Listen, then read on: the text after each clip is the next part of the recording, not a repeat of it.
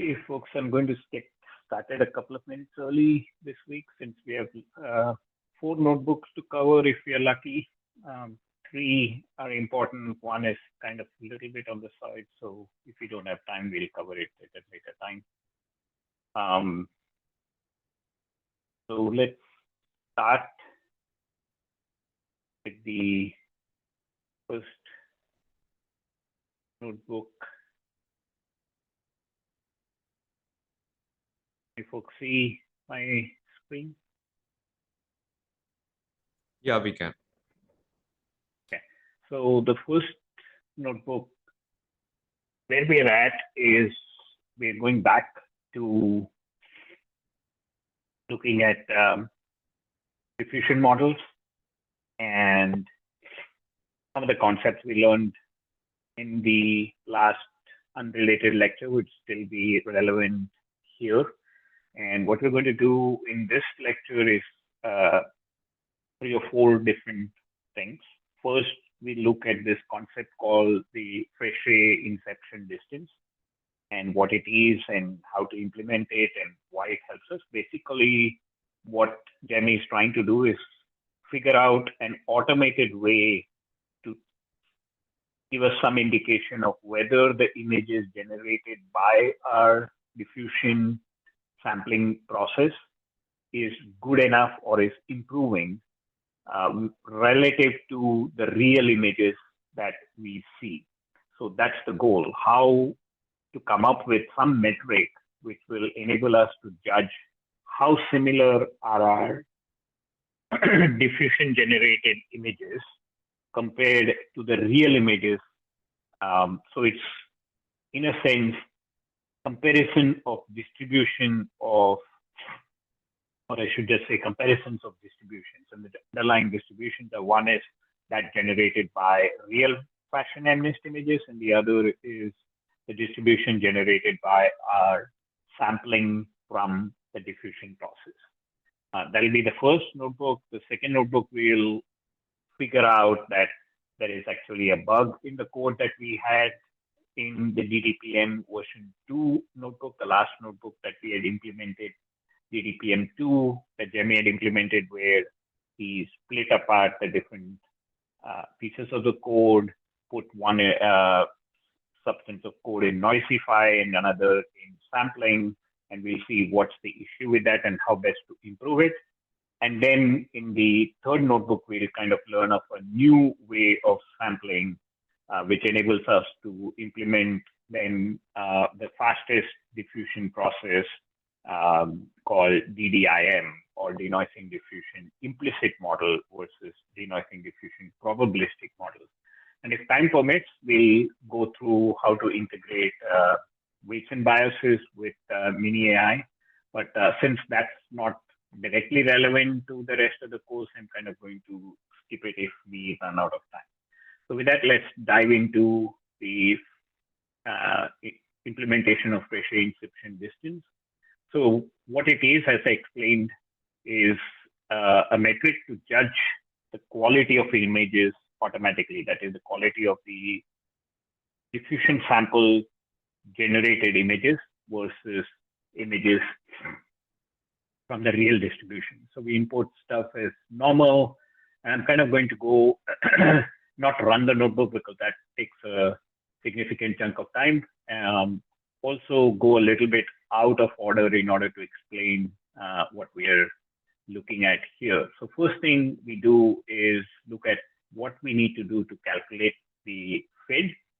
And this part of the code is very similar, and in fact, it's a direct copy paste from the prior version of the diffusion model. If you recall, beta min, beta max, number of steps, set up the data, which is a link space between beta min and beta max, alpha, alpha bar, and sigma are the different values. Then we have the Noisify code, where we combine, where we go from x0 to xt, and xt, as you can see, is some combination of x0, which is the image we start with, and then some amount of noise. And then our model is something that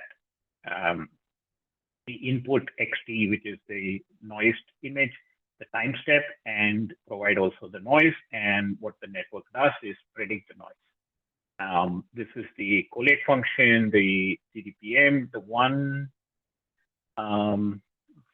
thing I'll draw your attention to, because it will become important to us later on, is what we or how we transform the basic image. And if you look at the video, you'll see that this is not the original transformation. The original transformation that he implements is lacking this multiply by 2 and minus and subtract 1.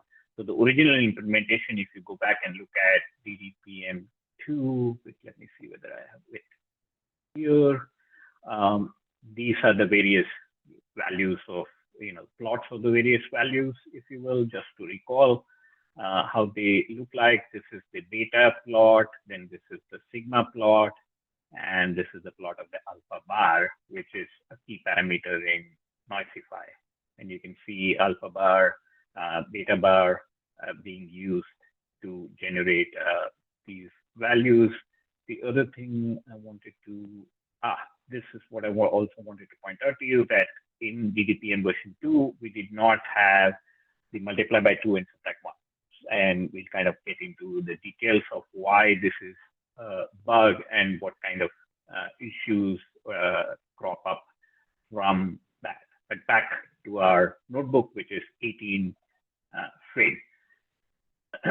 So talking about FID itself in more detail, what the Frechet inception distance does, and I'll just refer to it as FID going forward, is it doesn't tell us in an absolute sense how good the images are, but what it does is it says, it compares the distribution of the images that we are generating to the distribution of real images. So how we do that is we compare some of the activations of the distributions of real images with the activations of the generated images. So we are comparing activation, and that should immediately trigger in oh, we've seen this before. Where we have seen it is in style transfer. Remember, what style transfer did was to capture an intermediate activation for some of the layers and then make sure that we captured the activations and we kind of transformed them, if you recall, using the gram matrix, and then made sure that the two networks activation in particular chosen layers were similar. And this is the way that we transferred the style from one image to another. We'll kind of use the same concept here of using statistics of activations of intermediate layers and comparing them. So how to do it, this is where, again, what Jono had illustrated is comes in handy. We create data loaders, but with no training batches, just because, remember, we are not, the intent isn't to train a new network. It's just to pass a batch of data through, and that's a validation data because we're not intent on training it. So we don't want any kind of gradient to be taken, but just pass through one validation batch, which contains the samples from what we have generated. And we pass that through a network, a neural network. We use this passing of data loaders of some values to extract features from a model. Now, in the early part of the notebook, we created a summary function. Let's see whether I have that saved here to show you what a summary function did for us. This is the summary function that we implemented, and it kind of pointed out, or printed out, I should say, the parameters and the layers. And looking at it, what we are after is this global average pool layer.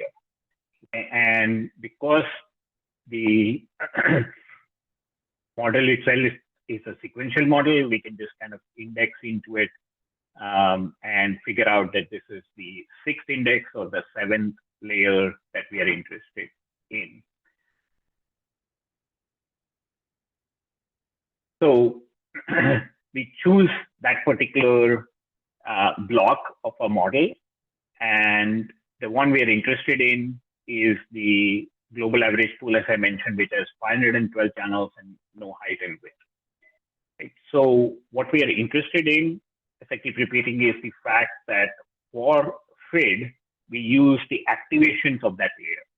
Right? So the distribution of data over the 512 channels for a real image is what we are interested in, because that has a particular type of signature. And what we want to do is figure out whether the images that we generate also have a signature which is similar to that of real images. So that tells us that the underlying distributions are similar. So that's our goal. So we take our samples, run it through a model. And what model is this? The model that has learned to predict fashion classes. So the model that we run the samples through is not the noise model that we use to generate the sample. The models we run it through is the classifier that we have trained on the data. Right? And that's the best classifier we have trained. That's, in a way, this was one of the reasons that we trained the best classifier. And he illustrated, if you recall, that we were very close. We were in the top 10 of the model that we had trained, was performing as good as being among the top 10 of the benchmarks in terms of classification results. So we pass the validation single batch through that model, grab the global average pooling layer, and calculate the mean across the channel, which means we'll get 512 numbers, because there are 512 channels for the layer that we are averaging the means or acquiring the means of. So that's going to represent the mean value of each of those 512 channels, right? The underlying thought process or intuition behind this that you should take away is each of these channels could potentially represent some feature of these real images or real fashion feminist images. So it could be something which is, oh, does it look like a boot?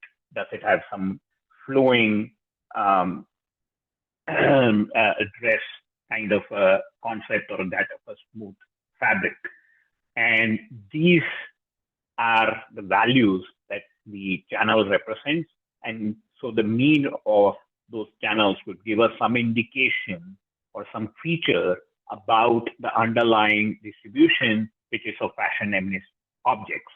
Therefore, if you then take pictures, even black and white pictures of animals, for example, they are not likely to have the same distribution that you would see in fashion feminist images, right? So if you have the case where you have objects that don't belong, quote unquote, to the distribution of fashion feminist images, then the means of these 512 channels are unlikely to look the same. So the thing to remember about FID is it's not, in a sense, a measure of a single image. It's a measure of the distribution of a set of images, right? So that's why if we have generated a batch of fashion images, then the mean of the activation would be similar to the mean of activation from that would have been obtained from real fashion images. Right? And we've seen that after running through 20 epochs, we ended up at about 93.8 accuracy of fashion feminist classification images. So if we use that network to generate and capture the activation of the 512 layers of the fashion of the global average pool, then we ought to be getting a pretty good set of features. Now, this is where he begins to realize the rest of the discussion is, in a way, the reason why, if you watch the video, he goes back and implements in this notebook, beginning in this notebook, a correction to what he had done with all the previous DDPM version 2 implementation. And that has to do with what our data, how we have transformed our data. So in the process of transformation of the data, by transformation, I mean this particular line of code where we transfer the input data into a tensor. And there, if we did not have this, as I showed you in an DDPM version 2 notebook, then what we have done, the output of our model is that the output of our samples is in the range from 0 to 1. Now, and this will become a topic of further discussion, but what he says is, oh, at this point, he realizes that almost all images, the traditional distribution that everybody puts the images onto is the distribution between -1 and 1, the values between -1 and 1, as compared to what we have done, which is why he calls it a bug. We have transitioned the inputs of our fashion MNIST images in the DDPM implementation to be lying between the values of 0 and 1 instead of the traditional -1 to 1. So that's a bug. So now the thing he does to push the images back into the desired distribution, which is between -1 and 1, he just multiplies by 2 and subtracts 1. So if you recall, as I mentioned a minute before, our distribution without this adjustment is between 0 and 1. So if you multiply that by 2, the 0 value, you still get 0. You subtract 1, the value you get is -1. So we have now pushed the minimum value to -1. And if you do the multiplication by 2 and subtracting 1 from the bug-infused implementation max value, which is 1, so 2 times 1 is 2, and subtract 1, that will give us 1. So the right-hand side maxima has gone to +1, and the left-hand side minima has gone to -1. So that by doing this, we have accomplished what we wanted to do, which is shift the data, which we had incorrectly kind of moved it to 0 to 1 back to -1 to 1. And that's kind of the discussion of towards the end of what we're doing here. And so what he does, and this is something when we went through Notebook 14, we already kind of covered this, is he reruns the training of the classifier, and it drops a little bit, but it's as good as ever. He retrains it and calls the model that he saves as OG2 instead of the first classifier that he had trained, and gets an output of 93.5%, which is still pretty darn good. So that's the discussion of how he translates the input with a simple multiply by 2, subtract 1 kind of change. And that's what he then implements. As you see here, we've already modified that in our notebook. So now the question is, we want to capture the values and then push the samples through the classifier model. So now let's go back and start at the beginning. And that's the context for what we are doing here, which is we take the data OG2 classifier model. This is the model which is being trained on the data whose values are ranging between -1 and 1, callbacks, learner. What we want to do is capture the global average pool layers output. And for that, he says, let's kind of do it a couple of different ways just to illustrate that there are multiple ways we could do this. The first one, you should be familiar with this by now, is just capturing the output using hooks. So define a function, basically define the output. If it doesn't have an output attribute, create the attribute and make that a empty list, and then append the output, move it to the CPU, and capture it in hook. And then define the hooks callback to be just the execution of the function. And remember that we need to pass in the mods, which is the layer 6. You can go back and look at that notebook. This will be the global average pooling layer. And remember, again, we can kind of say on train, on valid. In this case, on train default is false, and on valid, we keep it as true. This is in order to pass just one data loader batch through the validation, because we don't want any training stuff going on. We don't want to adjust the gradients. We're just capturing the activation. and then learn.fit1, train is false, the callback is the hook's callback. So by this is one way to capture what we are after, which is the activation of passing the real or passing the data. In one case, it will be the real data. In another case, it will be the sample data through the best classifier network we have and capturing the global average pool activations. So we have created and we get, if you pass it in and capture the values and look at the shape, we would have, depending on how much, what's the batch size, we would get the 512 activation. This is one way to capture the output of the global average pool layer. The second way, he says, which is a lot simpler, and that's what he uses the rest of the notebook, is just use the fact that a collection, which is what the sequential model is, they has the ability, or the Python API for a collection allows us to delete elements from the collection. So you could just go into the model and delete the two layers that exist after the global pool layer. So again, just for reference, we are looking at this and we want to delete these two layers so that the model is now reduced to having its output be this 512 values.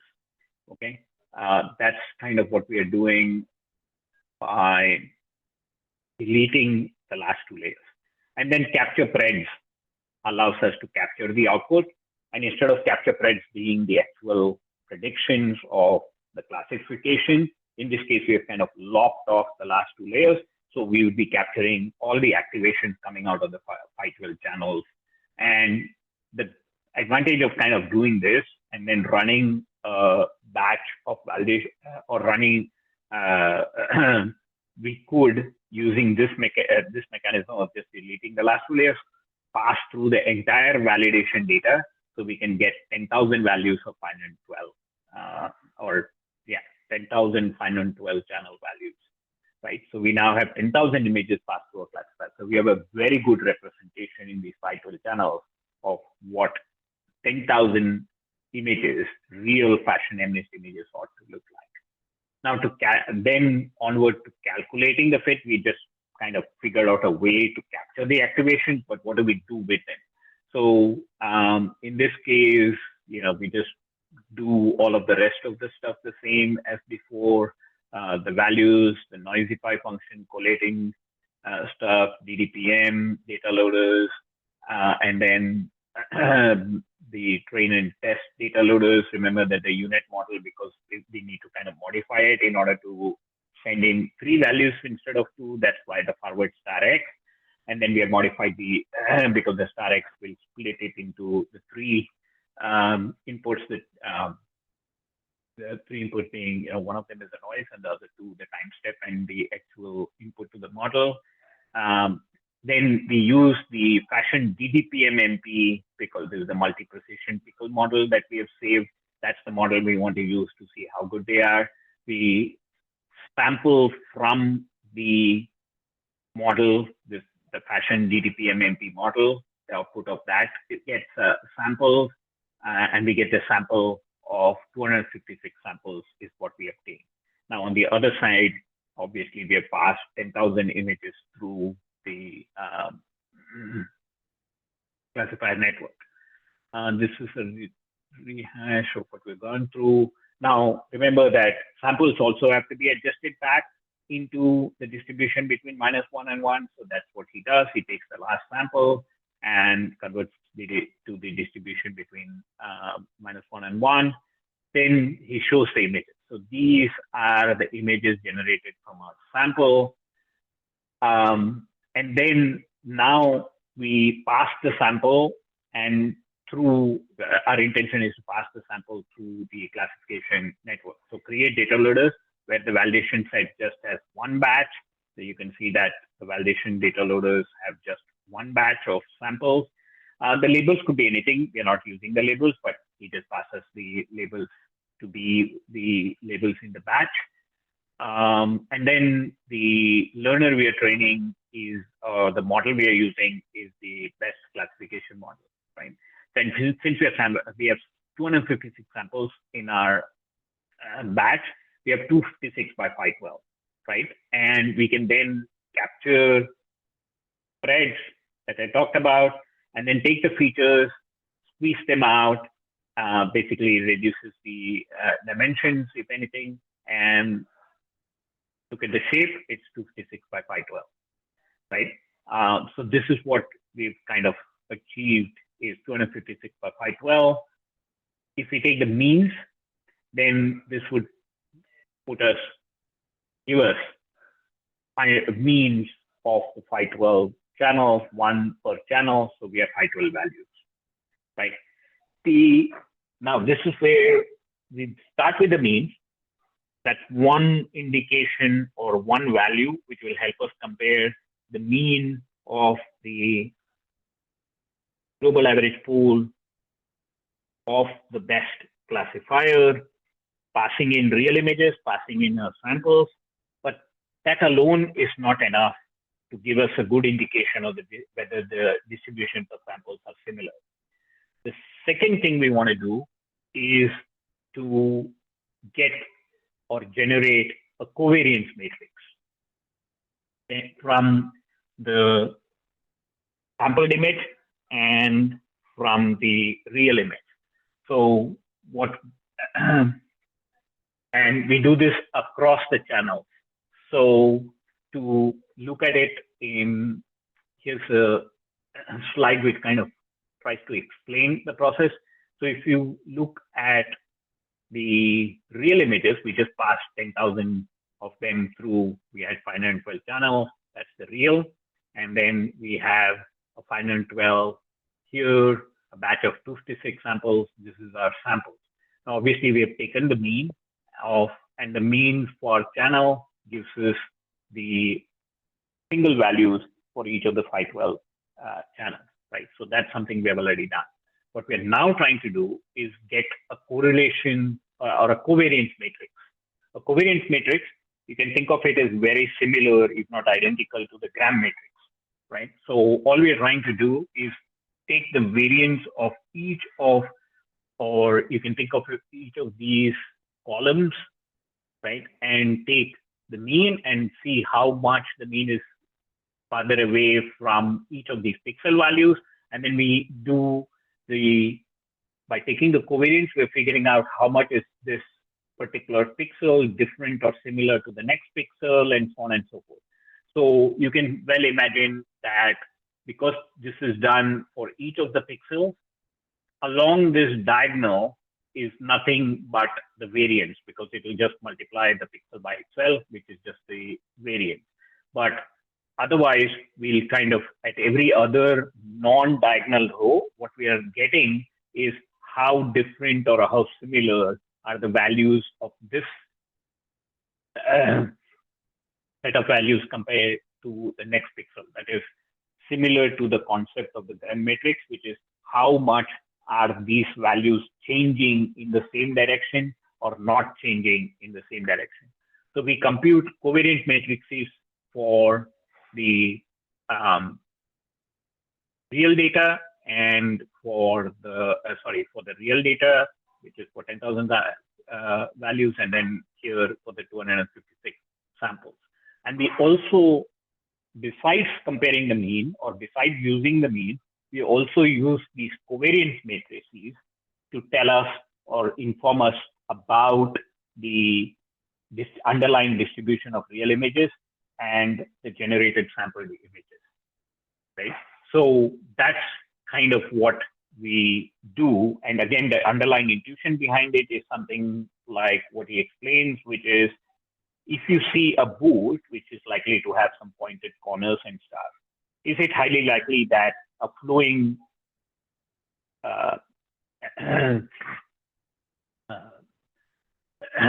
fabric would be next to that boot? And that's highly unlikely in the underlying fashion MNIST images. So that means that the correlation of pixels which represent, if you will, these two features is not likely to be present next to each other, as opposed to some other, belt or a buckle, which is likely to go along with both the boot or the, flowing fabric. So that's kind of the underlying idea of comparing or using covariance matrix. So what we do is we take the covariance matrices and we look at whether for these two data sets, the covariant matrix are similar and the means are also similar or same. That is, how close are the covariant matrices and the means. And if they're close, that tells us, oh, these two distributions are likely to be similar. If they're far apart, then the fit value would also be higher. So a smaller fit value will indicate that the two underlying distributions that we are trying to measure are similar or close, and a larger fit value says that they are further apart. So that's kind of what the fit does. So we compute the covariant matrices, which is we just take the transpose and take the covariance. And obviously, since we are taking the covariance matrix of a phi-12 theta value, it'll be a phi-12 by phi-12 matrix. Now, then he goes on to say we can calculate the stats, which in this case just happens to be the mean. But then the other thing we have to do is when we multiply the two covariant matrices together, which is the covariance matrix of the real and the covariant matrix of the samples, then as you can imagine, we are multiplying two matrices. So this will obviously cause the output of our multiplication results to be much bigger. So we need to then scale the result down again. So now, if you're multiplying two values, let's say x and x, then the output is obviously x squared, right? So if we back to scale, we kind of have to divide by the square root. So you have to take a square root of the value to get it back to what we want it to be in terms of scale. So the concept is very similar here. We get the matrix multiplication, which you can think of as also squaring a matrix. And then we have to kind of take the square root of a matrix. And how do we take the square root of the matrix? Well, that involves a bunch of linear algebra, but what we need essentially to understand is it's akin to solving the a square is equal to x or a square minus x is equal to 0 equation in order to get the roots for a, where a is the matrix that we are trying, that we are squaring. And then the way this is done is by using, if you're exposed to this previously during your undergraduate situation and for it's basically a Newton-Raphson method or the Newton method of taking a derivative and then continuing along an iterative path. So that's kind of what the approach is taken to implement the matrix square root. And that is the code for taking the square root using the Newton-Schulz method with about 100 iterations is what is given here. If you're interested, you can kind of go look up the details of that, but that's not so relevant. It's just a numerical method to get the roots of the matrix. And in this case, the roots of the matrix that we are seeking is the covariance matrix. So it defines a method to compute the square root of the covariance matrix, or in this case, of any matrix, but in this case, it's the covariance matrix, calculates stats, just returns the means and the covariance, then calculates fit. Now here, this what we do is, because unfortunately Python doesn't have a square root of a matrix, so we use the linear algebra version of this implementation. This is just done in order to be kind of consistent with the ethos of the course, implement everything that we are using, unless it's very simple or there's nothing to be learned there. But in this case, this code, he's implemented it himself. So then he can kind of just use the linear algebra version or the sci-fi.linear algebra version of the code. And that's what the CSR is. And C1 times C2 to 6, you take the square root of the matrix.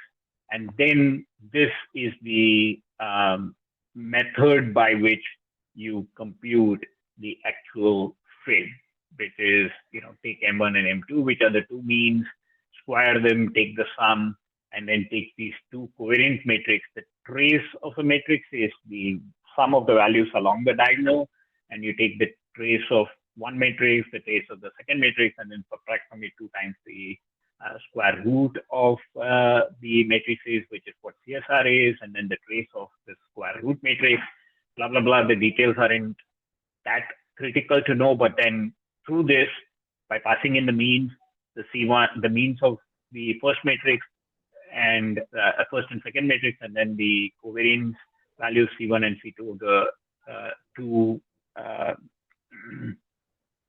covariance matrices, we then use those values to generate the fit, right? And then we have calculated the C1 and C2 trace here, or is it coming from trace somewhere? is just calculated. Once you have a matrix, trace is a defined function. Okay. Trace just says sum along the diagonal. So once you have a matrix, C1 dot trace is just the sum of the values of a diagonal. So there's no, we don't need a, I mean, you can think of it, it is a call to the trace method of a matrix, but as I said, it's something very trivial. It's just sum of the elements along the diagonal of the matrix. So you can just do, the diagonal is always both indices the same. So you can just do, ij where I is equal to j, sum it, and then you'll get the sum of the diagonal, which is just a trace. So you don't need a separate. It's a tensor, right? What is? The C1 and C2 is a tensor. The covariance matrices. It's a matrix. Yeah, okay. It's just matrices, right? Yeah. It's just sum of the diagonals of the matrix. Okay. And then calculate stats for both the sample features and the real features, and the rest of it is the same, and calculate fit. And we end up with a value of 51.9. Now there are some caveats with respect to before we kind of get into the details of comparing fit and using fit to make our model better, to understand the issues with the model and so on and so forth. Certain caveats about the usage of fits, because I think what he repeatedly talks about is, at the end of the day, at least for diffusion models, and depending on whether you're looking at diffusion applied over 256 by 256 or 512 by 512 images, substantial larger images than what we're talking about here, which are just fashion MNIST 28 by 28 images, what we need to be aware of is that visual inspection is in those cases of larger 256 by 256 resolution images of 512 or 1024 is the best. In a way, our visual system is the best at recognizing things like faces, animals, real life images. Now, in terms of fashion MNIST images, however, fit is quite useful, but still we need to be aware of what are its limitations.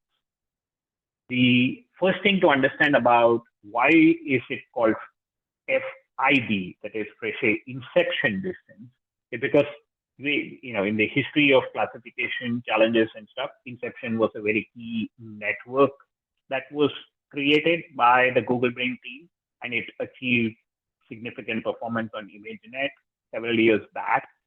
And traditionally, all papers that have used the Fréchet inception distance, originally it used to be used to compare images generated by GANs. And again, that's a generative way to generate images as well. And the network that was used was, unlike the ResNets that we are using in our classifier, the inception network was what was used in the classifier used for ImageNet images. So that's why it's first of all called Fréchet inception distance. In this case, we are not using an inception network, but we are still sticking with the nomenclature of calling it fit, even though in some sense it's not a fit. It's like Fréchet best classifier data point, if you will, right? The second is that the number of samples used matters. So we need to kind of compare FIDs. If you're comparing FID across papers and such, you need to make sure that the network used is the same, the number of samples used is the same. Because FID is also, as they say, a biased method in the sense that if you use smaller number of samples, your FID score is likely to be higher. So that means that you don't get as good a result if you, or as your comparison of the underlying distributions is not as valid if you use smaller number of samples. The third thing is the size of the images that are compared.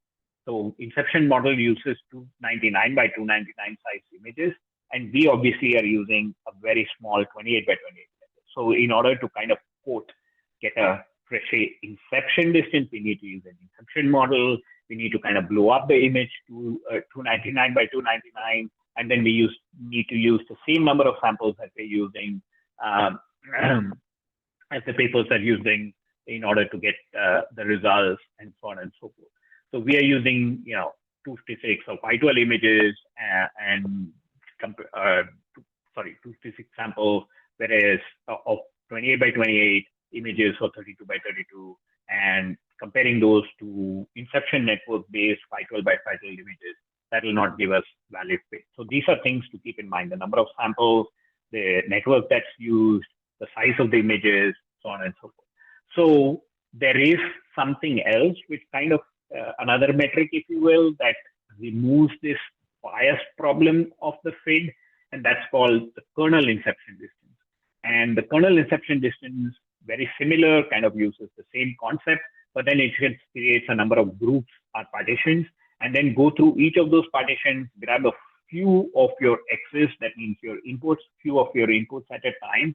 So it creates groups, then few inputs at a few of your X's and few of your Y's, calculate something called the MMD, which is some kind of distance concept again.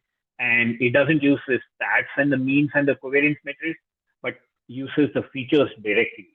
So you can use the Pi12 features, and it's not the covariance matrix and the means. It just uses the features directly, but it kind of pushes through groups of samples through and compares the features. The comment he makes about this is, given that this is the KID is unlike the FID and doesn't have the bias problem, one would think that many more people would be using the FID, right? Because it kind of gets rid of the bias problem of the FID. But then so he says initially he was kind of excited about using the squared MMD calculation. So it kind of takes few of the samples and compares the X's to X's, the Y's to Y, and then X's and Y's of by X's and Y's here, it's not meant it doesn't mean inputs and labels. It just means two sets of inputs or groups of inputs that you're passing through. One from the real set, which can be called X, and the one from the sample set, which is called Y, and then you compare X to X, compare X to Y, or calculate the distances, and then compare Y to Y, and so on. And then you compare some calculated value, just like the FID has some metrics that you calculate, and this is the way that you calculate the KID, and out pops the results. But what he explains in the video is the fact that he was excited that, hey, here comes an unbiased method, so why aren't people using it a lot more? And he says that, the reason he quickly figured out is FID has a very high variance. So even with your random value set to a particular value, it can vary quite a bit from run to run. And that then kind of destroys the purpose, because if one run gives you a significant value, large value, another is much smaller, it becomes really hard to compare two sets of values. So he, in the rest of the course, primarily he calculates KID along with FID because it's easy enough to do once you have coded the functions, but he sticks to kind of using the FID number primarily. So then, after having gone through and implemented each of the lines of code and put them into small functions and stuff, he kind of implements an entire class which will help us to calculate the FID of sets of images. So image eval class, you pass in a model, pass in the data loader, because you'll get a, this is the one that we passed in the values into and just create the single batch, right? And we create the learner from the model, the data loaders, the callbacks. There's no loss function that we have to worry about here, no optimization, capture the features, capture the stats, do the same thing for the samples. These are the real image stuff. This is the sample images. So from the data loaders, do this single data loader stuff. We don't really care about what the label is, so you can just pass in a 10-0, capture threads. That's what we want to do, and then calculate the FID in the case, right? So create an image eval object from the class instance of it, and then calculate the FID. And you can see, the same calculation, because it is exactly identical code. It's not exactly the same. It's somewhat close. It's 52.03. You saw here, I think it was around, 51.9. So close enough, but you can see that there's still some change. But this is where FID is, far worse, if you will, than this kind of closeness of values. So then if you take, if you want to calculate the FID, you calculate the FID here. Okay, in this case, at least the value is close enough, right? So now what he does in this notebook is he says, okay, one of the things we have done, or what we should think about doing, is let's take the FID on the zeroth sample, right? Which is just the very first sample that we get out of our sampling process. And then let's skip some steps and look at the 50th sample. Remember, there are 1,000 samples. So far we have always done, or looked at, when we printed them out, we've looked at sample -1 index. That's the last set of samples, right? Or the last batch. What we want to do here is, let's look at FID on sample 0, sample 50, sample 100, all the way up to 900. And then we sample a few more, not at 50, let's say 975, 990, and 989. And then see what's the FID calculation. We would expect, all other things being, same, we'd expect the FID to improve, right? Because as we keep sampling, they're moving towards T0, which is the original image that we're after. So we should expect that our FID will improve as we go through and plot the FID over time, or not time per se, I should correct myself, over the steps as we move from step 0 to step 1,000. So and then he kind of just plots it. These are things that he also mentions that he hasn't seen done in analysis of diffusion models, and these are good steps to take if you're playing around with diffusion models. And this is the nature of the plot. Actually, it turns out that, at least when I plotted it, it's very different from what he shows in the lecture.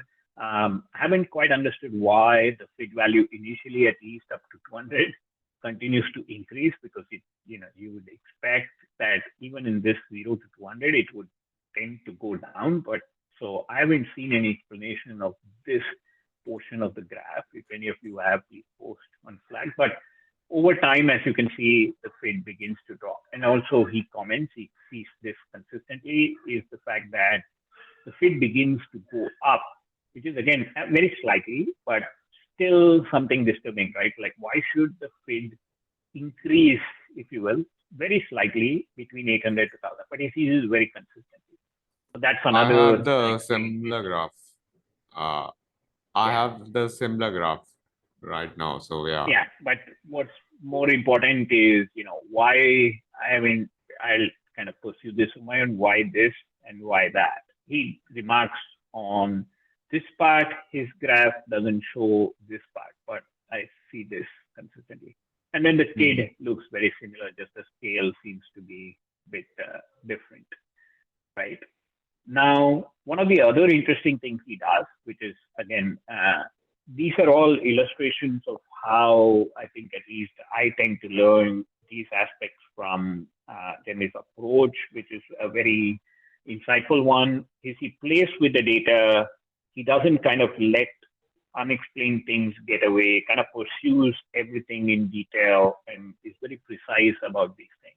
So one of the things he says is, hey, what if we take the feed of an actual batch of data? Because if we take the feed, if we are comparing, just real data, then that should tell us how good of a feed that is. We kind of cheat the classifier and just send in two sets of identical real images. So that's when it's compared, that's kind of like the best feed you could possibly get, right? So you can think of it as the minima in this case, because the lower score is better, of feed scores. So when he does that by taking XB, so take a batch of data and just calculate the feed of a batch of real data that you send in, and you get a value of 7.69. The same thing with kid is minus 0.04. So what it tells him is if you are somewhere close to 7.7, that's the best feed you could possibly hope for. So at least in this, you can see that we are very far away from it. We are at 52, whereas the value that you have seen, the best is about 7. And then just for completeness, he kind of implements these uses, I should say, the inception network in order to be just illustrate that if we were to use the inception network and be faithful to quote feed concept, we actually find in this case that the feed value we get is far worse, and that is to be expected. Why? Because our classifier that we have gone to so much trouble to get to be among the top 10 performing or state-of-the-art classifier is not the same as using an inception network. And also there are some other details, which is an inception network uses a 3D input or 3 color input. In this case, the fashion MNIST images are just black and white, so he has to kind of duplicate the channels. He sends in 3 channels of the same black and white image, and how you do that is just by repeating the channel. So he just wraps or creates a wrapper where you resize the input and then just pass in the repetition of the input, right? And the resize basically says, again, remember that for inception, you have to have a 299 by 299. So it just resizes the 32 by, again, a horrible thing to do. If you're trying to look at the images, that's not what we're trying to do here. Just calculate FID, pass that to the image eval, and then calculate the feed, and it's about 63. But this is to be expected, right? Because our classifier, which we have dedicated time and effort to train on fashion MNIST images, get it to the state of the art, is going to perform much better at detecting the features of the real distribution of even fashion MNIST images. Therefore, it's going to be better at generating feed values for generated samples and comparing them to real samples. So it kind of gives you a very, not just let's calculate feed, but what are the underlying principles of feed, what kind of things you need to worry about if you're kind of training on some unique set of data rather than just using MNIST images and so on and so forth, right?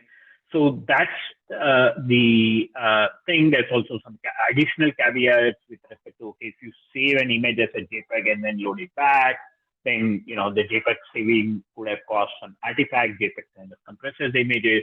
So things to be careful about the whole feed process is everything has to be apples to apples when you're doing the feed and the kid kind of calculation. But the other thing that he mentions, which is again a fascinating insight if you listen to the video about the way he goes about implementing these things as well as analyzing them and conducting research, is he says, wait a minute, as I work through this problem and realize that, oh, our data distribution is between 0 and 5, 0 and 1. So I've fixed the bug, right, of the data values being between 0 and 1 and shifted it to -1 and 1.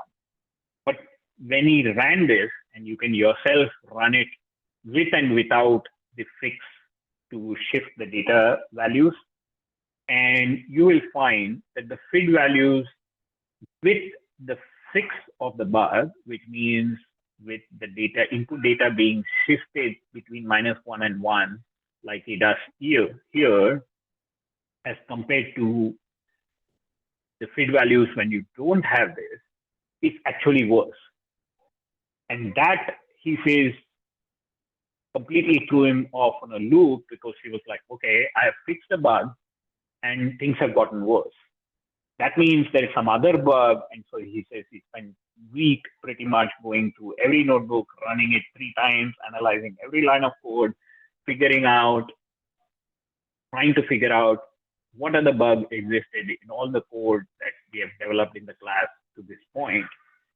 And after having banged his head against this problem and seen no results, he finally asked the question, which, again, there's no simple answer for. Why does everybody put the value between -1 and 1? And is there a reason why when we shifted the value from -1 to 1, things got worse compared to it being between 0 to 1?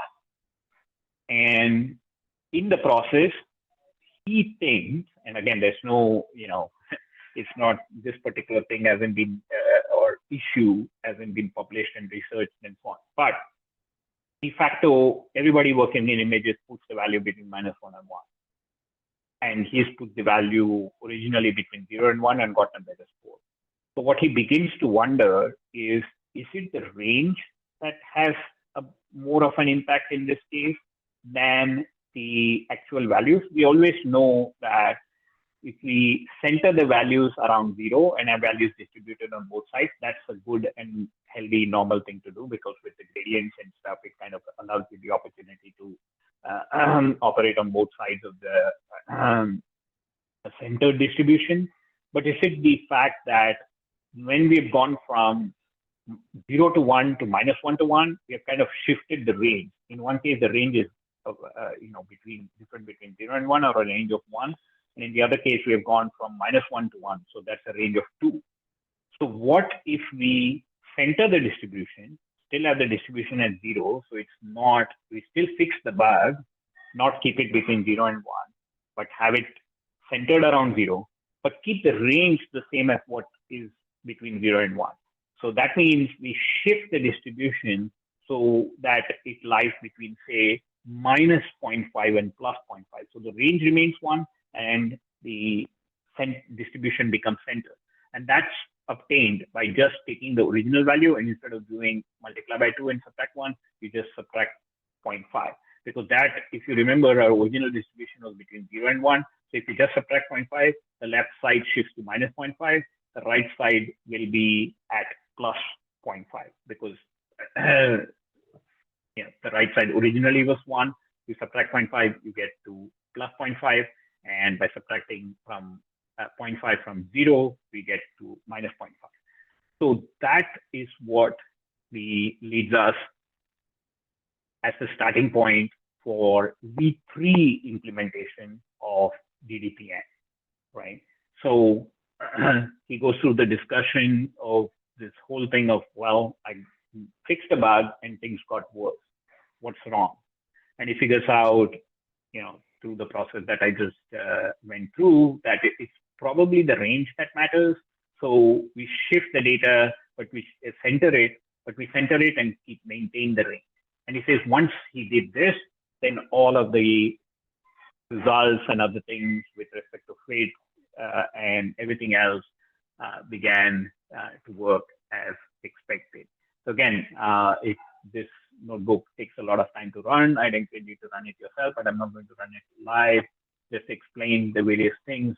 You need to kind of install Accelerate and the PyTorch feed if you're using the stuff. Also, one more comment, I kind of ran this network myself and then figured out that I was, repeatedly, despite using the GPUs, this particular flag you need to comment out is used because this particular flag says may use this particular CUDA device. And if you're on Colab, there's only one CUDA device, and that's on 0. I believe this is a Jeremy specific thing. He probably had multiple GPUs in his setup and set it up to be one. So it turned out that because I didn't have the second GPU, it wasn't even using the GPU. So remember to comment this out if you're running on Colab or any of your own setup. We do all the normal things. And then this is something of an aside because he ends up not using it. But he says, oh, instead of every time setting up my set of values of alpha bar and beta bar and calculating beta and so on, I could just create a simple thing. In Python, there's something called a simple namespace that just throws in the values, and I can create a simple namespace where I create the values. It's like a dictionary, if you will, but with the keys and the values. So it's A is 1 minus beta, A bar is 1 minus beta, and then product along the dimension 0. We've seen what these values are, but just sticks it into this. But then, he ends up actually not using this, at least here, until we go to a future notebook.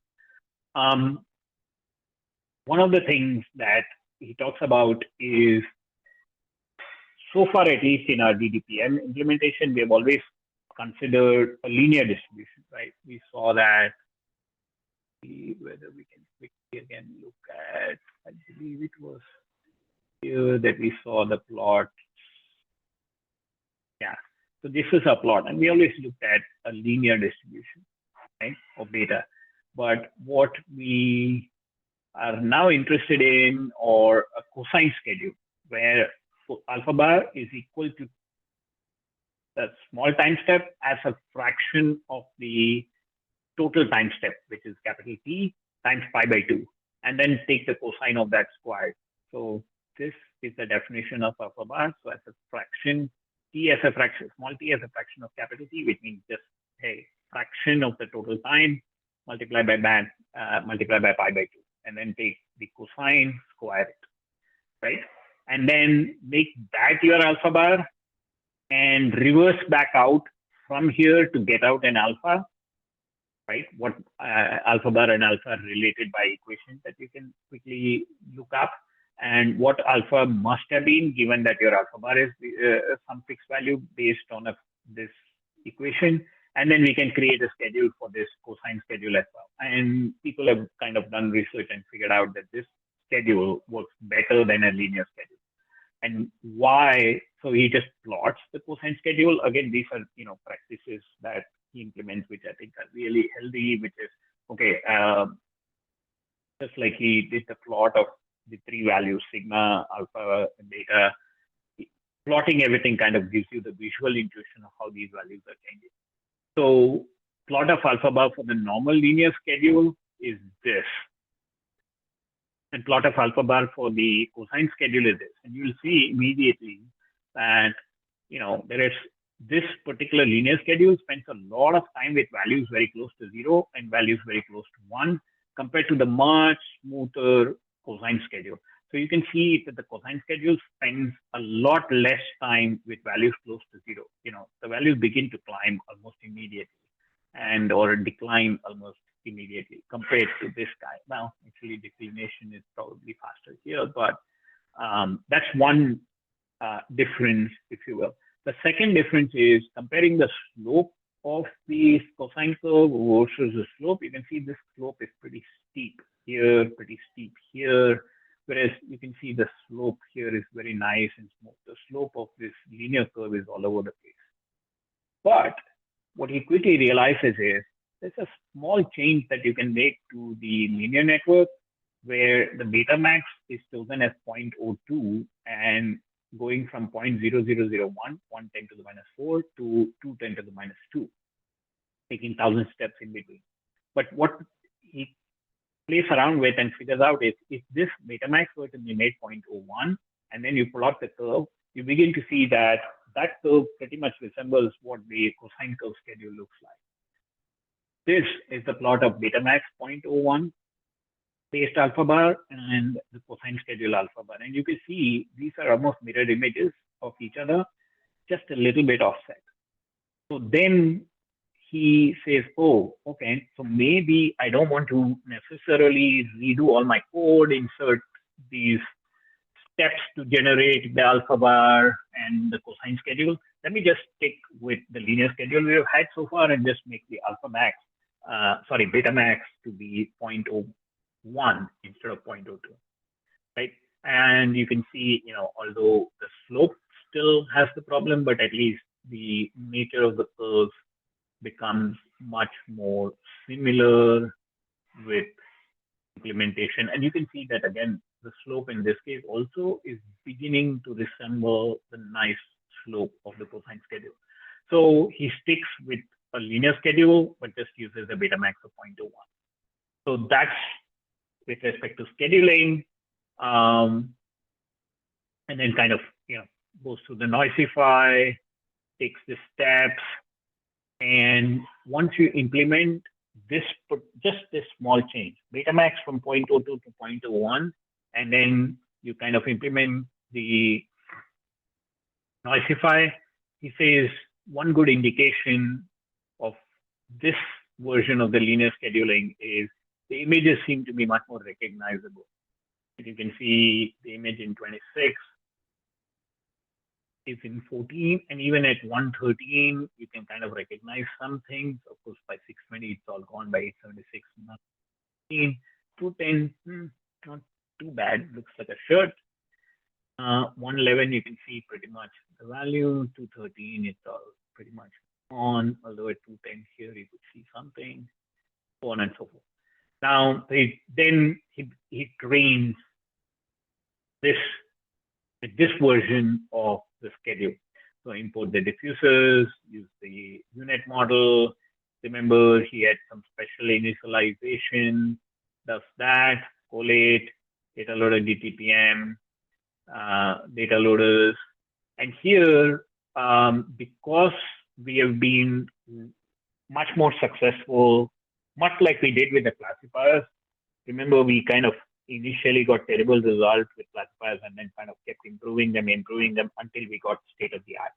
So here, again, he's on this journey to get things stable. Once they're stable, let's kind of aim for getting better results and doing things faster and probably doing it for longer, because now we are at a stable point and we have to see much better results. So here he says, okay, with this change in stuff, we expect to get good results. So let's double the number of channels. By doubling the number of channels is meant, remember, until now he was using 16, 32, 64, and 128, if I recall correctly. So he kind of doubles the channels back to what the original diffusers were using.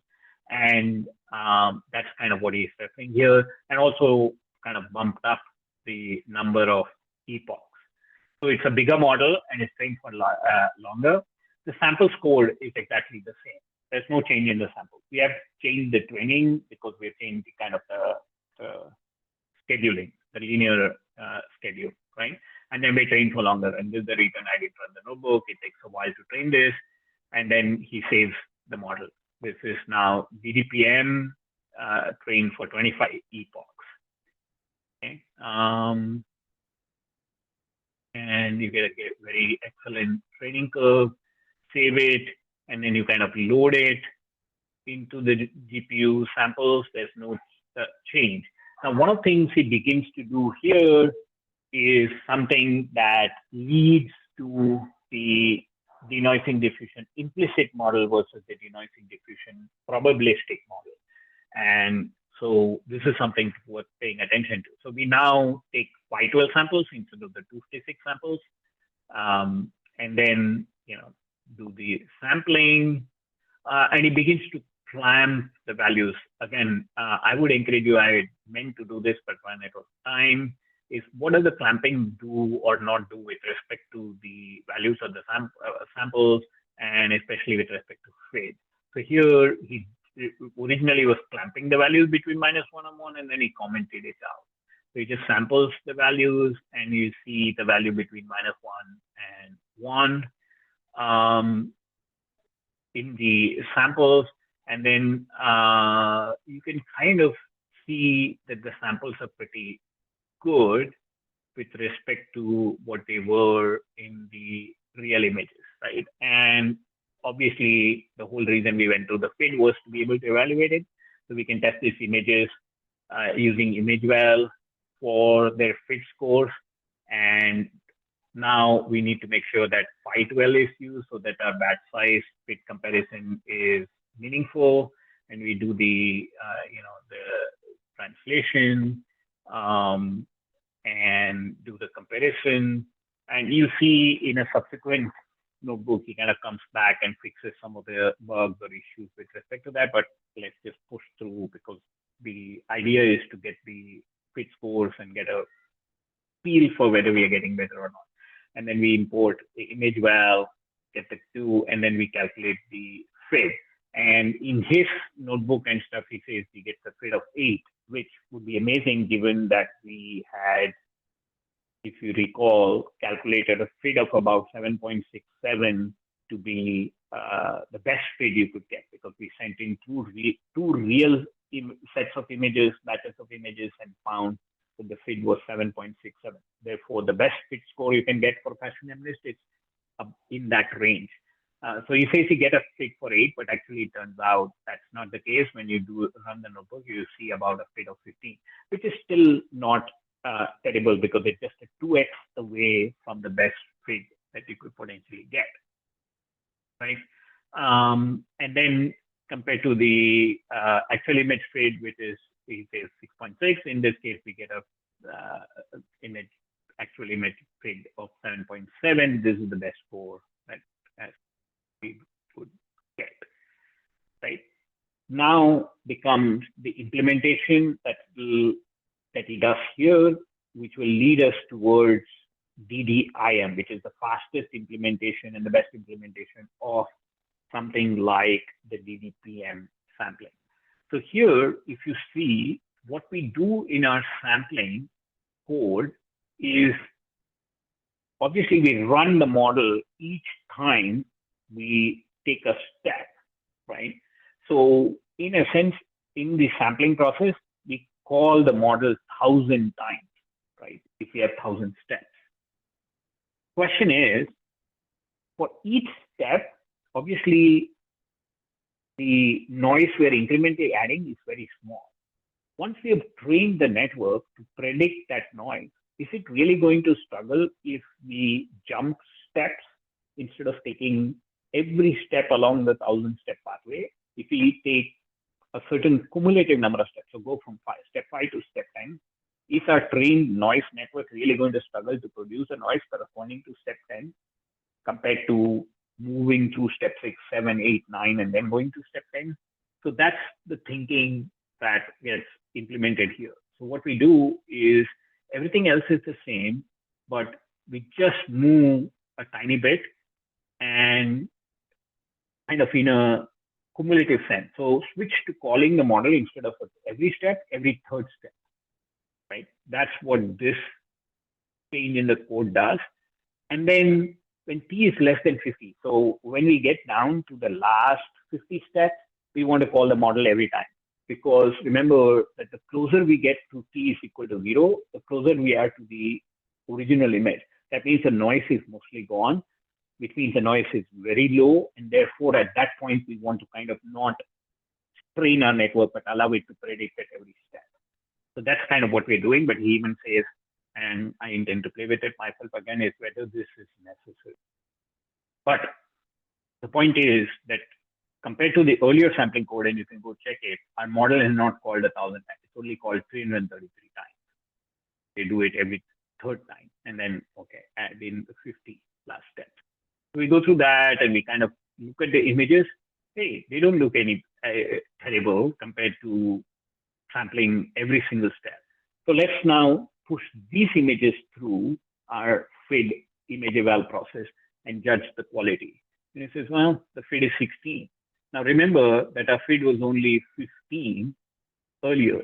So this, which gave us a 3x faster sampling process, is almost as good, at least FID tells us so, as the original 1,000-step process. So we haven't lost a whole lot of goodness in our generating capability by stepping through the sampling only every 3 times or every 3 steps.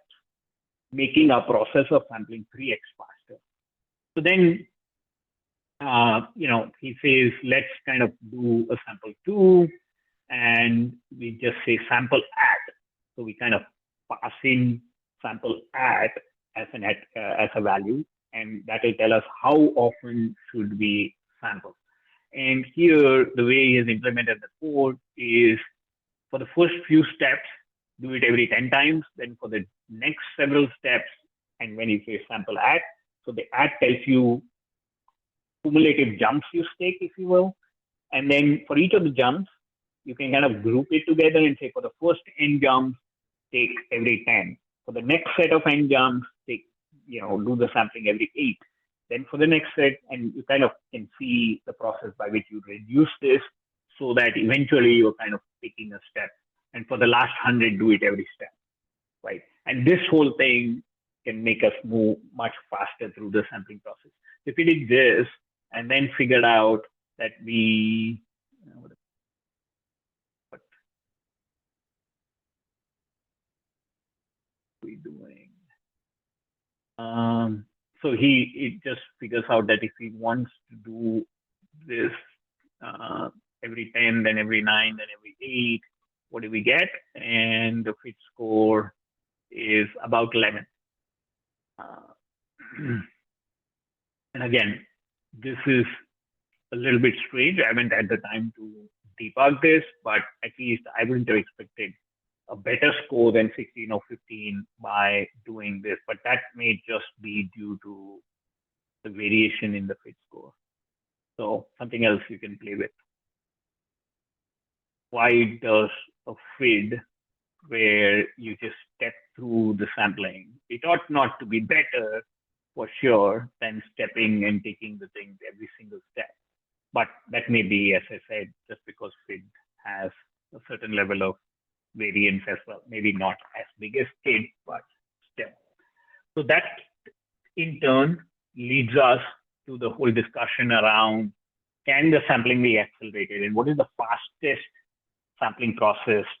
Training process remains the same, but what's a much better, fastest implementation of the idea behind DTPM or denoise diffusion models?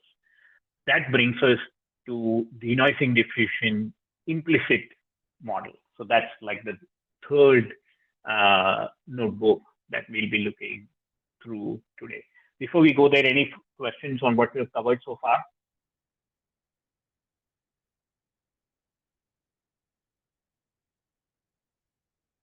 Okay, if not, let's keep going. We do all the same things as before.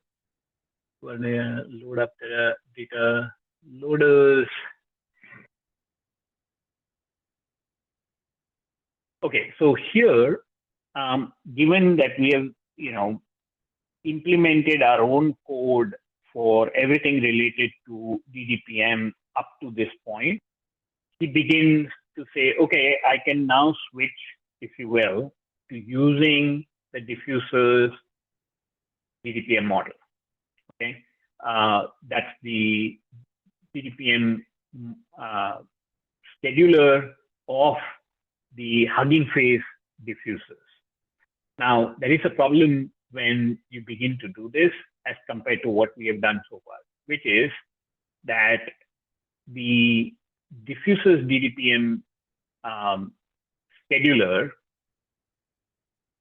right, passes or expects different things from the UNet model than what we have been doing with it so far. Remember, we changed the UNet 2D model to our UNet by passing in this star X and kind of redefining, if you will, the forward function, right?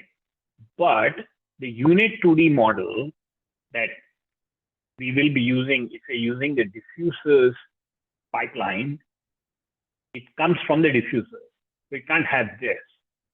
And we want to use the diffuser schedulers, right? So the diffuser schedulers assume that the model is what is consistent with the UNet 2D model that the diffusers depends on. So diffusers assume that they don't get this individual stuff like star X. They assume that the first two inputs are in a tuple, or I should say the inputs are in a tuple, and then the noise sticks out separately. It's not this individual inputs, right? And then obviously also expects this dot sample. So here he plays a trick to, and again, something to have in our pocket to use when we need to. The point is, after we have saved the trained DDPM model in a pickle file, the file just is data. There's nothing saying when we load the data, we can't load it into a model that expects the behavior that the diffusers want. The pickle format itself, in a sense, doesn't know anything about what data it is saving or the nature of that data. So you just play trick and say, oh, what you're saving, save it into a unit model that where the forward function isn't changed. Because once we have trained the model and saved the values, loading it, you can just say, oh, just load it and use it as you would expect the unit model to be. That's the reason it defines the unit. In this case, inherit from unit 2D model as no change.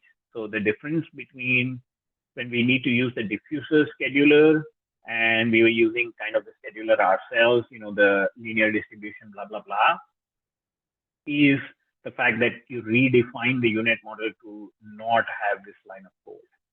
Because we are now using the diffuser scheduler expects the unit model to not have any changes in it. So we just do that, load the DDPM 25, and now we are good to use the DDPM scheduler. So what he does in this paper is, or in this notebook, is he first uses the DDI in order to implement DDIM.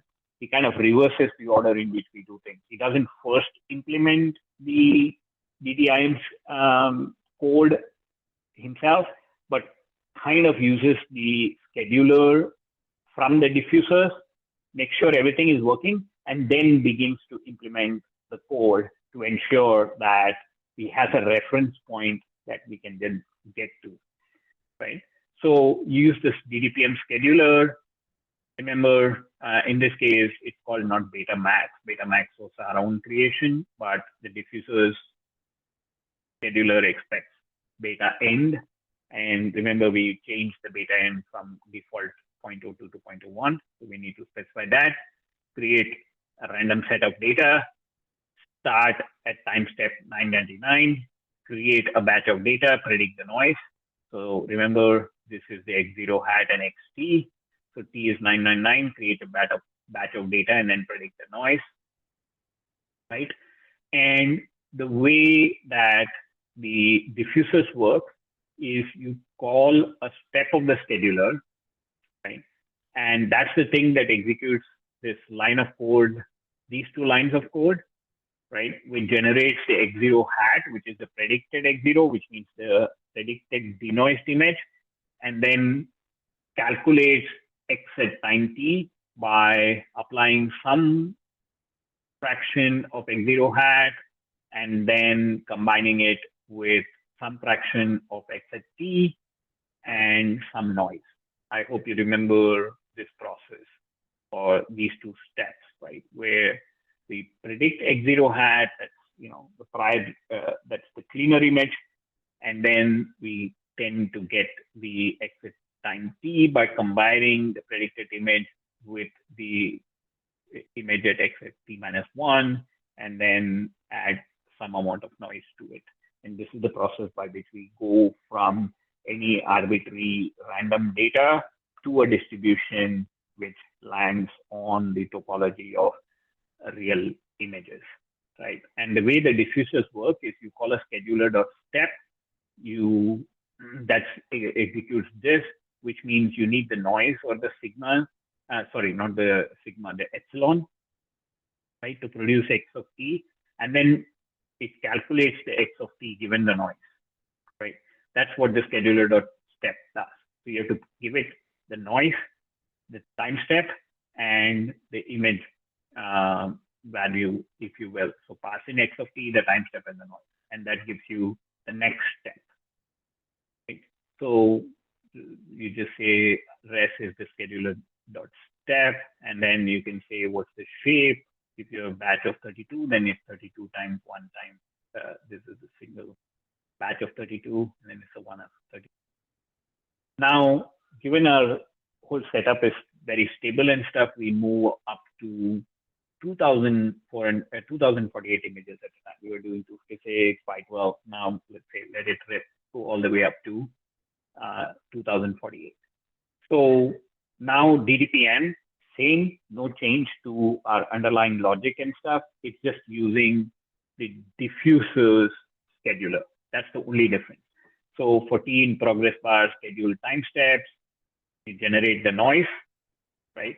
And then we make x of t by scheduler step noise txt, and then the previous sample, right? And then we get the predictions and kind of take the last prediction.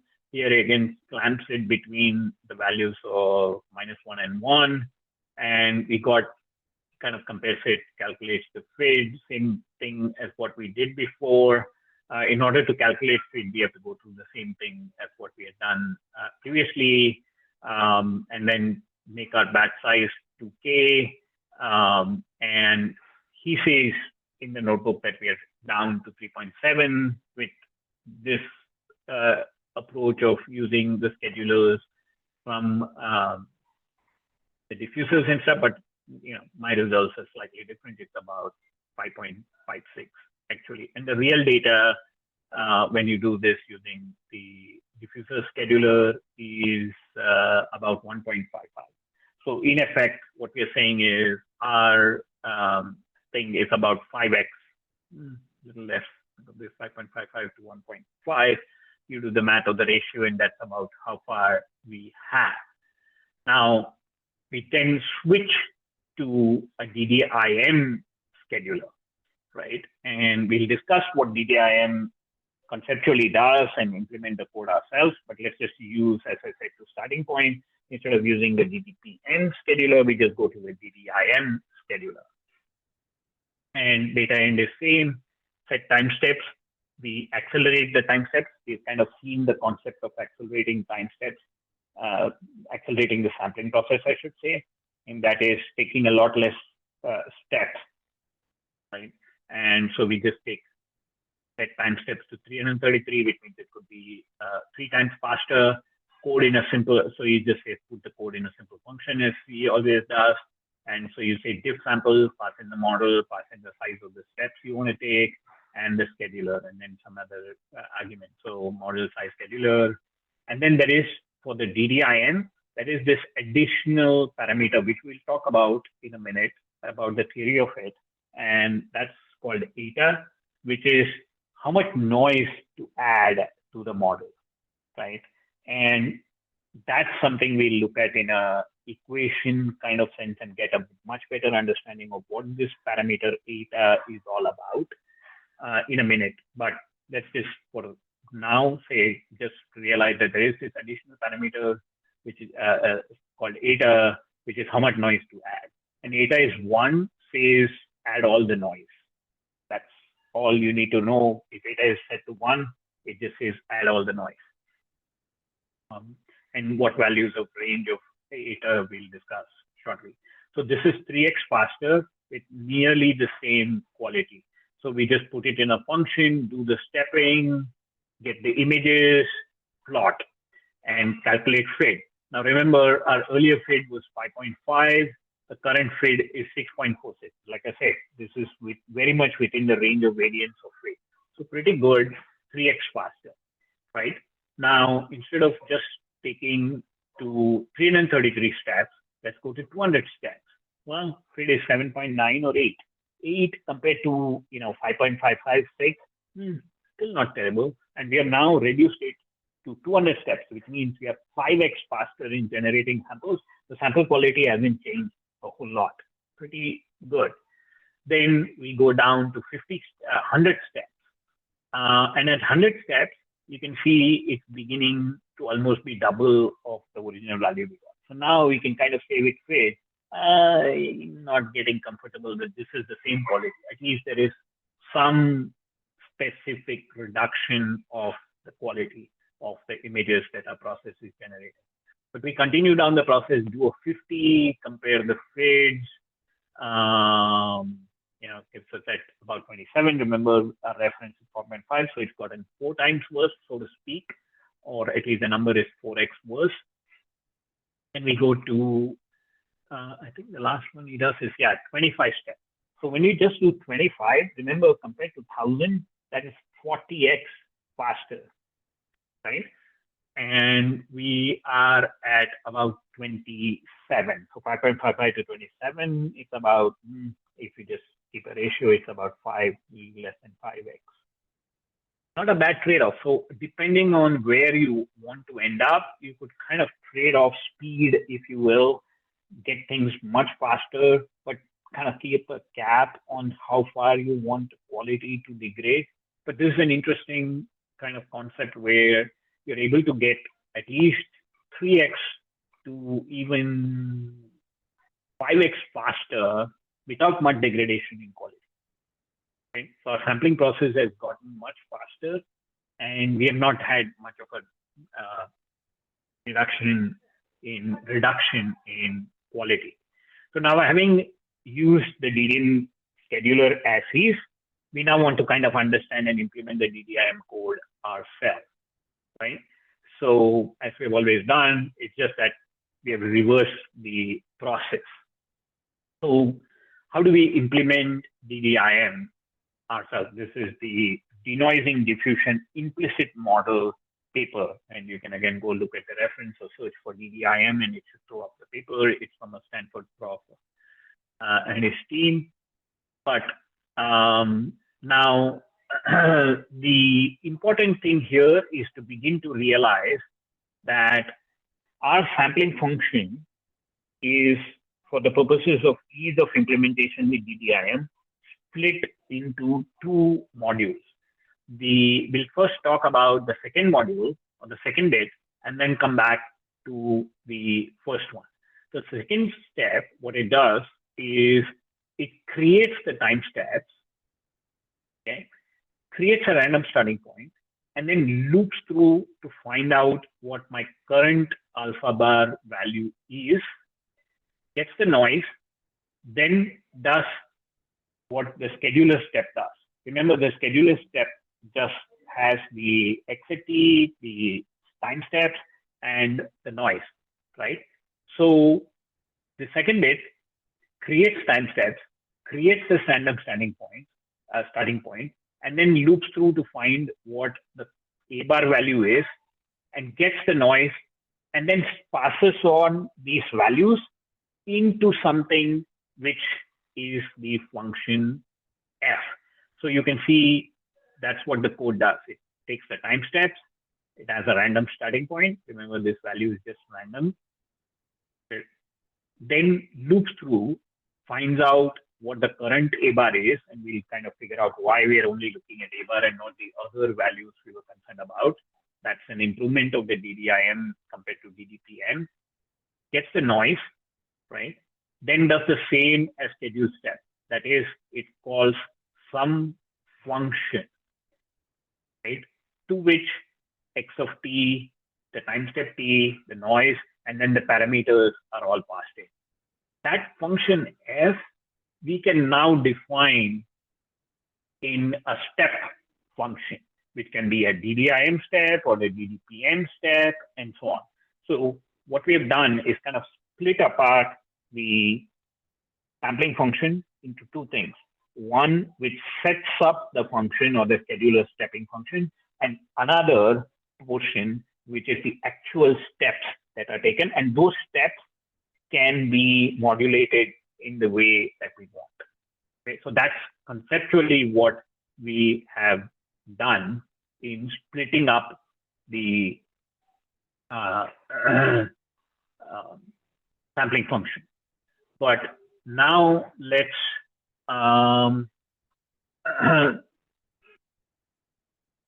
look at what the DDIM paper per se does. I mean, there is just this equation, but let's look at the details of what the DDIM paper are and try to understand how it simplifies or improves the improves on the DDPM paper.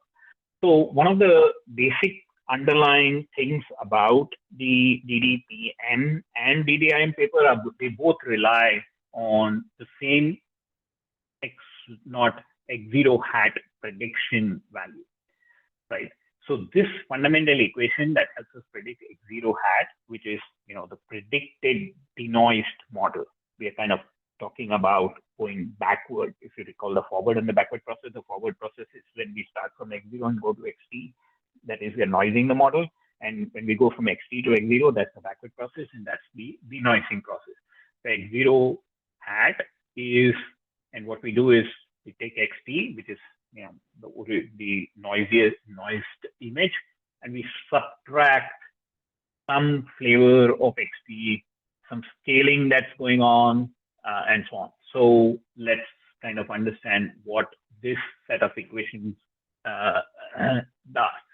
Bottom line, what we need to understand though is at a conceptual level, the difference between DDPM and DDIM is they both use this X0 hat predicted denoised model, but the underlying distribution that they use in order to extract the X0, the denoised diffusion model, is different. That's the only difference, right? So what we're trying to do again in this equation is predict the noise, which is this epsilon theta. So we have a model that's predicting that, and the time step taken in through the XT, which means we have the noise, we have a time step concept. The time step is taken in because we pass that value when we say we pass in the model at time t. So because the time concept, or I keep referring to it as time, but it's not time, but it's just a step. That step information is passed in through the model at that step. So we have the noise, the model at a particular step, and then we are trying to denoise the image at that step by using the noise and the image at that step, right? The term square root of 1 minus alpha bar, right, is trying to remove the noise. The noise we are predicting, this epsilon theta, is a unit variance noise, but we have to scale it by some amount, right, approximately, to remove it from our noisy image. Then we subtract it out. So this square root of 1 minus alpha bar t divided by square root of alpha bar t is a scaling of the noise, unit variance noise that is being done here. So that's how we get our predicted X0 naught, right? And one other way, by the way, is an interesting exercise to go through is if you look at our noisify equation, that gives us XT in terms of X0. So since we have an equation which gives XT in terms of X0, you can kind of reverse that equation and see whether you can get X0 from XT. And if you play with that, then you'll end up with this identical equation, right? Now, this equation is the same for both DDPM and DDIM, but the underlying distributions that both use are what is different. So let's move on to the next slide to understand what are those equations. So XT is our noised image, X0 is our clean image, right? So then we are interested, as we have done in DDPM, to find this intermediate step, right? XT minus 1 to go from XT to XT minus 1, because if we come up with that, then we can go all the way down to X0. So for that, we have a distribution that tells us how to go from XT to XT minus 1. Now, in the DDPM paper, they define through a lot of math the actual distribution they were using, which is this, right? A mean and variance with the mean given by this set of values, or combination of X0 and XT and a variance value, right? Now, that's a Gaussian distribution with some kind of mean and some kind of variance. and we then interpolate in order to get to xt minus 1 from xt. Right? So to go from an image that's original clean image and the noisy image, and that gives you this intermediate, slightly less noisy image. So sampling process of DTPM is predict x0, plug this into the distribution, and get us a slightly less noisy image. Okay? Then the process per se is, again, a recollection of what we are doing. We have seen this graph before when we kind of went through the math of, or at least an intuitive explanation of the DDPM process. We start at some value which is off of this is our distribution that we are realistically seeking, or the distribution of real fashion amnesty images. We are off in La La Land initially, so we get a gradient at this point, go to x0, subtract some combination of noise, get a better point, go back to another point. From this second point, when we do this, then we're getting a better, and then we keep doing that until we end up here, right? And so we first get an x0 hat, which is a predicted denoised image. That gives us a direction. We follow that. Then we plug the distribution in to add some noise to get a new estimate, repeat the same process, go back, repeat. And as we keep going back and redoing the gradient, or sometimes called the scoring function, which is nothing but a gradient, then we are getting better at predicting and eventually getting at a real or generated fashion amnesty images, which lies on the manifold in the multidimensional space of fashion amnesty images. Right? So what's the DDIM equations or distribution equations that are used?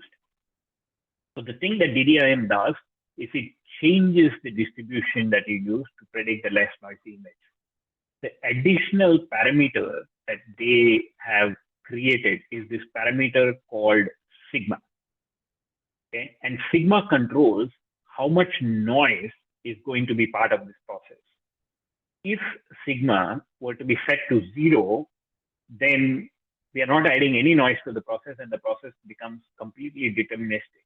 Since the variance, if you see here, the variance is sigma square I. So if we set sigma to 0, the variance is 0. So it means that the process becomes deterministic. That is the reason that DDIM compared to DDPM is referred to, we drop the word P, because when we make sigma and sigma is 0, then it becomes completely deterministic. So that means it's no longer probabilistic.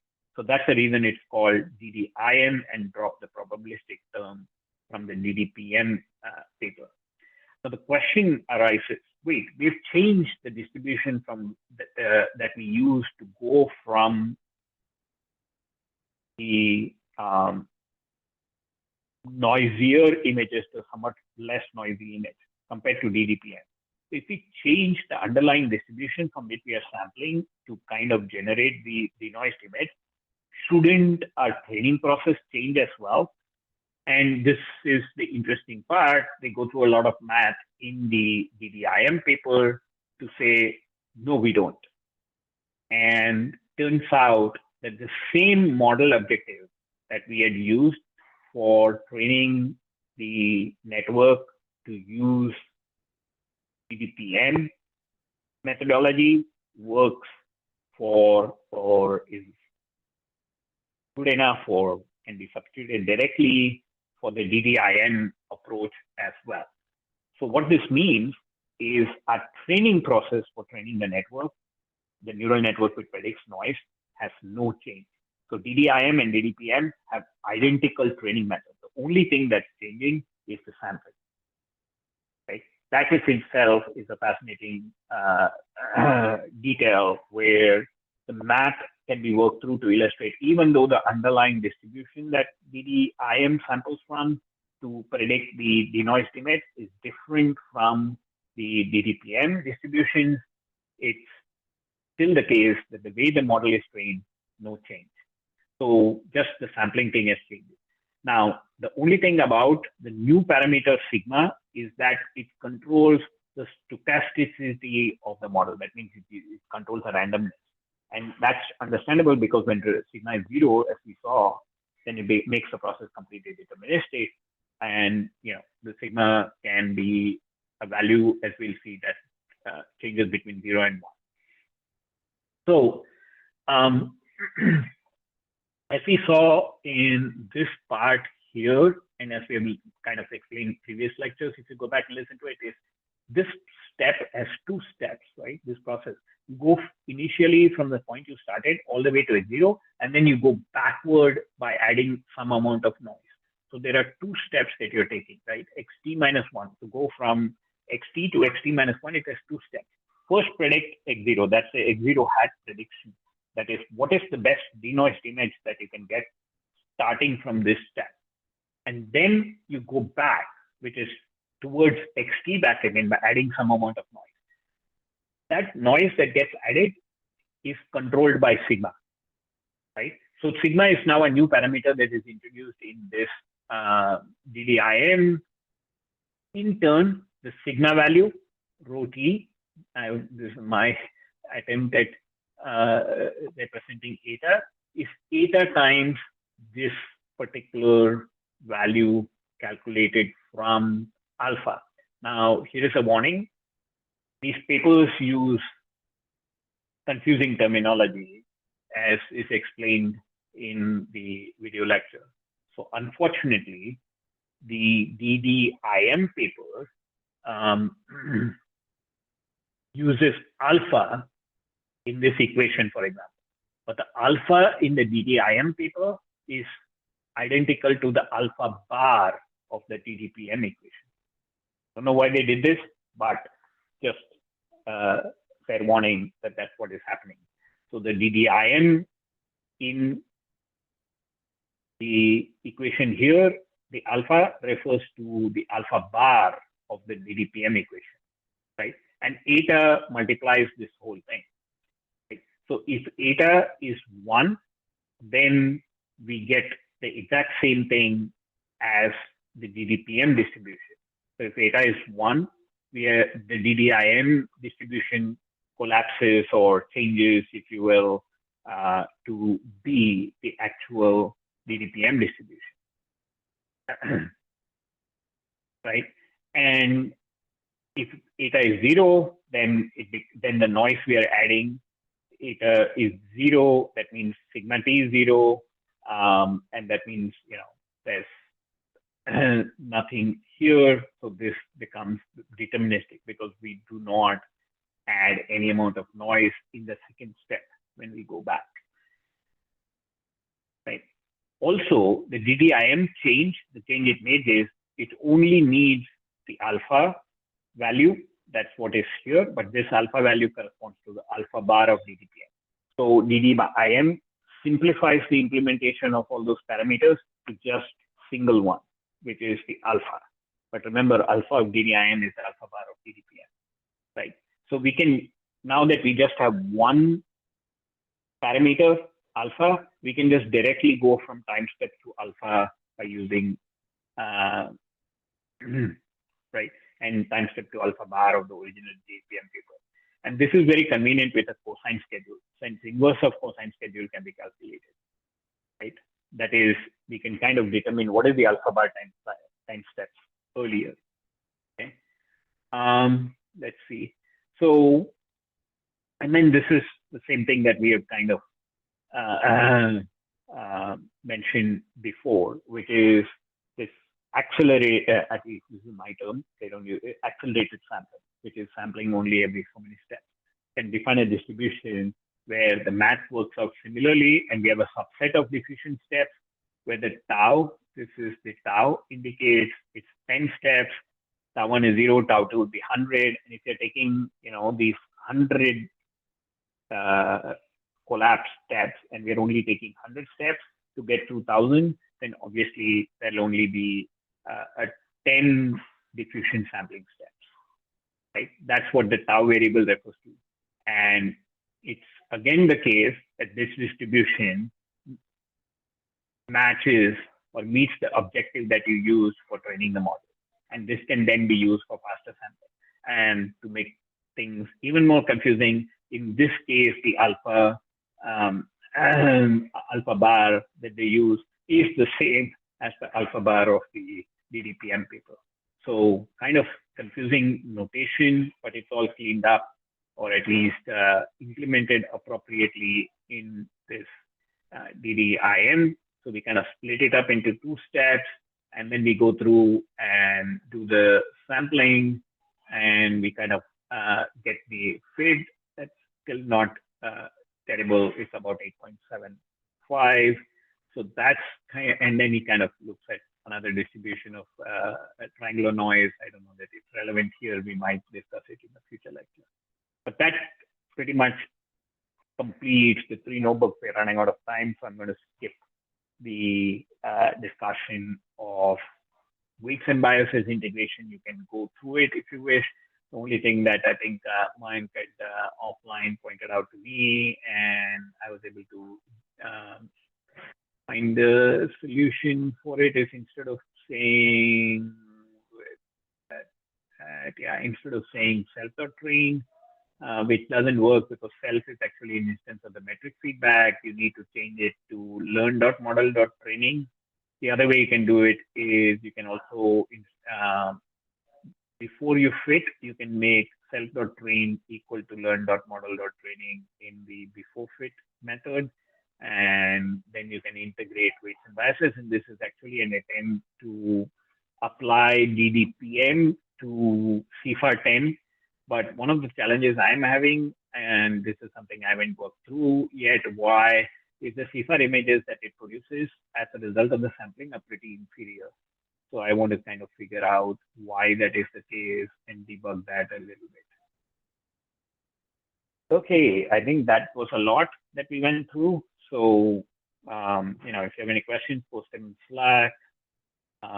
Hope you at least got an inkling or an appreciation for what these notebooks are trying to do.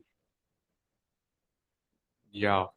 Could you please post the notebooks? I kind of like the stuff that you had written on the margins there. Yeah, I'll do that.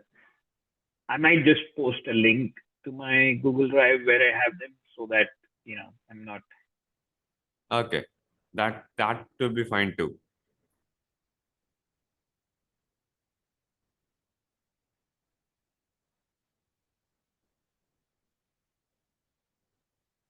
Yeah, that would be Any awesome. other Thank you. questions or comments? Yeah.